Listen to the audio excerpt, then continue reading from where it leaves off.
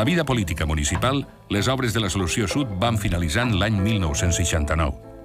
La mà de l'home havia fet canviar el curs del Túria al seu pas pel centre urbà.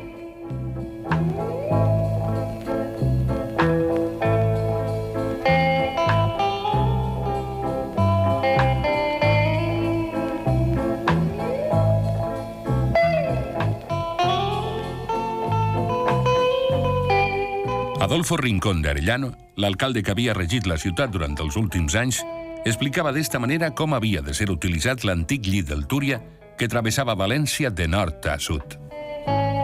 La posibilidad de utilización del cauce antiguo, que será una pista de comunicación del acceso de Madrid con el puerto y los accesos norte y sur.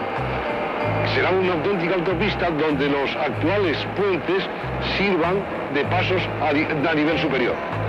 Luego también las márgenes del río pueden dedicarse en gran parte al aparcamiento de coches, que es un problema que tiene toda la ciudad.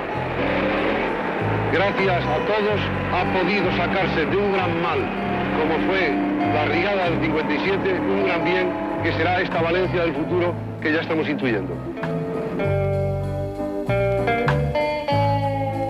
La Solució Sud marcava un fet històric en la urbanització de la capital valenciana. Però els ciutadans tenien una altra idea molt diferent de quin era l'ús que se li havia de donar al llit del riu. La història desmentiria les paraules de l'alcalde. El futur del llit seria de color verd i no del color grisenc de les autopistes, encara que l'aparcament continuaria sent un problema, però eixa és una altra història.